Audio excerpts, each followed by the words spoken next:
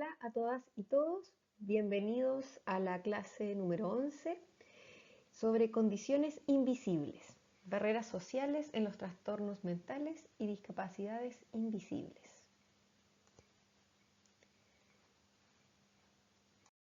Los objetivos de esta clase son conocer las barreras de la inclusión más comunes en contexto universitario, reconocer en ejemplos audiovisuales dificultades a las que se enfrentan personas con diversas condiciones asociadas a salud mental y neurodiversidad. Y por último, reflexionar sobre la importancia de disminuir las barreras sociales para favorecer la inclusión de todas las personas. En el transcurso de las clases ya hemos hablado y abordado sobre las barreras de la inclusión. En la clase de hoy nos vamos a enfocar en las barreras de la inclusión presentes en contexto educativo. Una barrera es cualquier factor que impida la total participación de una persona en su medio social. Por lo tanto, en contexto educativo sería cualquier elemento que limita o dificulta que una persona pueda adaptarse a la vida académica. Como ya saben, barreras de la inclusión podemos clasificarlas en barreras físicas, barreras sociales y barreras actitudinales. Por ejemplo, una barrera física sería de tipo urbanística, arquitectónica, de transporte y también asociadas a tecnología de la información. Por ejemplo, que hayan rampas en la calle o en la universidad, que las salas tengan espacio para una persona que se moviliza en silla de rueda o que las puertas puedan abrirse fácilmente para una persona que pueda tener dificultades motoras, ¿cierto? Por otro lado, tenemos barreras de tipo sociales, por ejemplo, políticas públicas que puedan limitar el que una persona participe activamente en la sociedad. También de tipo programáticas, que tiene que ver con la organización de horarios, organización, por ejemplo, de salas acá en la universidad. Y también de cómo nos comunicamos, ya el referirnos, por ejemplo, a todas y todos, tratando de no excluir a nadie. Y por último, de tipo actitudinal, tenemos estereotipos, prejuicios y discriminación como barreras típicas cuando hablamos de inclusión. Este punto final lo vamos a abordar en la lámina siguiente. Bueno, este último punto sobre las barreras actitudinales podemos decir que son las más comunes en todo contexto, ya sobre todo en educación. Acá podemos abordar prejuicios, estereotipos, discriminación y los mitos. Los prejuicios serían las creencias asociadas a alguna persona o cierto grupo de personas. En cambio, los estereotipos sería la valoración que yo le tengo a ese grupo de personas o a esa persona por pertenecer a este grupo, que está asociada a esa creencia. Por lo tanto, los estereotipos casi siempre funcionan junto a los prejuicios. Los prejuicios serían de tipo cognitivo, ¿cierto? Y los estereotipos más de tipo afectivo. Y tenemos también la discriminación, que sería, que tendría un aspecto conductual. Ejercer una acción peyorativa, ¿cierto?, hacia una persona o grupos de personas. Esta acción puede ser directa o indirecta, ¿cierto?, como ya lo abordamos en clases anteriores, y que limita también la participación de aquellas personas. Y por último, tenemos los mitos. Los mitos también son creencias, ya son creencias erróneas sobre una persona o un grupo de personas. Estas creencias muchas veces se perpetúan socialmente y se creen como verdaderas. Por ejemplo, decir que las personas con discapacidad no tienen una vida afectiva o vida sexual sería un mito. Decir que una persona con discapacidad no puede llegar a ser profesional sería un mito. Decir, por ejemplo, que una persona con discapacidad no puede formar una familia o no puede tener hijos, también sería un mito. ¿Quiénes están más propensos a ser afectados por las barreras sociales? Cuando nos referimos a barreras sociales, nos referimos al conjunto de barreras políticas y actitudinales. Generalmente son las personas que tienen una condición que no es visible a los ojos. Les voy a dar un ejemplo. Si a nuestra sala de clase ingresara un estudiante que se moviliza en silla de ruedas, lo más probable es que nos demos inmediatamente cuenta que esa persona tiene una discapacidad física, ¿cierto? Lo más probable también es que los compañeros van a tener alguna consideración en ofrecerle a lo mejor un espacio más cómodo, a lo mejor el profesor va a facilitar el acceso, se va a asegurar el uso de rampas para acceder a lo mejor al segundo piso. ¿Por qué? Porque es una dificultad que es visible a los ojos, pero no todas las dificultades o las condiciones o las discapacidades son visibles. Hay muchas que son invisibles. Por ejemplo, hay personas que poseen algunas condiciones donde se le ve afectada la salud mental.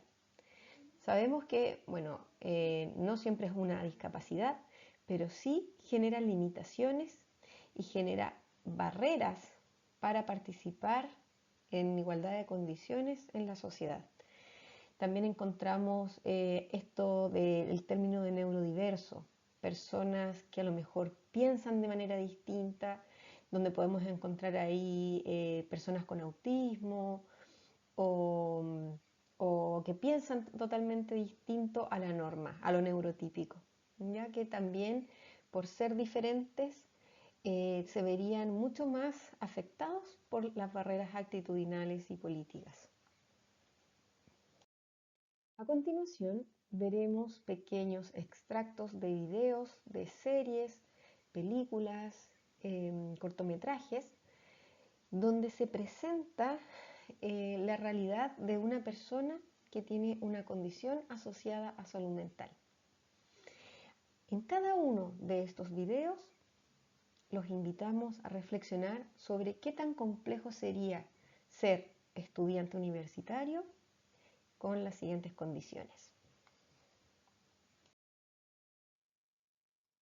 Los invito a pinchar el link y ver un extracto que representa a una persona con trastorno obsesivo compulsivo. Este es un trastorno que se caracteriza por pensamientos irracionales y temores que provocan comportamientos repetitivos, ya que serían los comportamientos compulsivos. Otro ejemplo sería el trastorno de ansiedad, que se caracteriza por una preocupación y miedos intensos, excesivos y continuos ante situaciones cotidianas. En algunas situaciones es probable que la persona presente taquicardia, respiración agitada, sudoración y sensación de cansancio. Esta sintomatología generalmente se presenta como algo excesivo y es importante para configurar el trastorno de ansiedad que sea en todo momento y que también esto interfiera en la vida cotidiana. Otro ejemplo sería la esquizofrenia. Es un trastorno que afecta la capacidad de una persona para pensar, sentir y comportarse de manera lúcida. Se caracteriza por pensamientos o experiencias que parecen estar desconectadas de la realidad. Se presenta habla o comportamiento desorganizado y disminución de la participación en actividades que puedan ser cotidianas. Cuando una persona presenta esquizofrenia, generalmente se ven afectadas algunas funciones cognitivas como la concentración y la memoria. Por otro lado, otro ejemplo serían los trastornos alimenticios. Son afecciones graves que se relacionan con la conducta alimentaria y que afectan negativamente la salud de una persona. Afectan también las emociones y la capacidad de desempeñarse en áreas importantes de la vida. El link que presentamos en esta lámina presenta un ejemplo de anorexia, pero también pueden ser trastornos alimenticios, la bulimia y los trastornos alimentarios compulsivos. Otro ejemplo son las crisis de pánico. Las crisis de pánico son sensaciones repentinas de terror, sin un peligro aparente, sin una explicación lógica. La persona puede sentir como si estuviera perdiendo el control. Hay muchas personas con crisis de pánico que sienten que se pueden llegar a morir. Ya es se salen del control de sí mismos. Los ataques de pánico o crisis de pánico pueden ocurrir en cualquier momento, en cualquier lugar y sin previo aviso.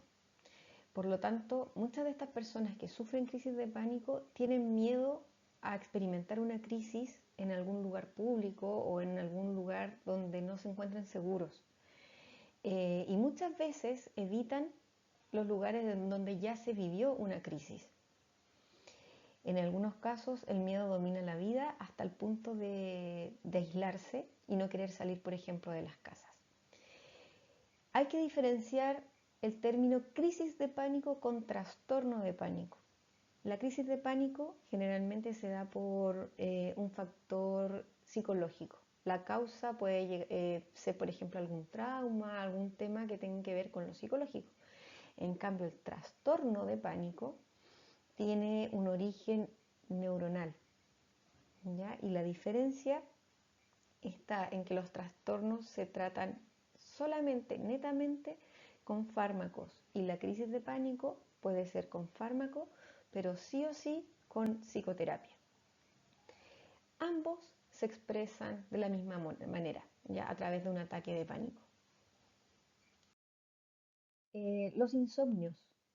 Esta dificultad para conciliar el sueño, permanecer dormido durante la noche o, por ejemplo, despertarse demasiado temprano en la mañana. Es una condición, ¿no es cierto?, que también afecta la vida universitaria. Por otro lado, tenemos como ejemplo el autismo. Estos trastornos del neurodesarrollo, donde se presenta dificultad para comunicarse, donde hay dificultad en las interacciones sociales, donde hay intereses obsesivos y comportamientos repetitivos. Como último ejemplo, también les presentamos el déficit intelectual.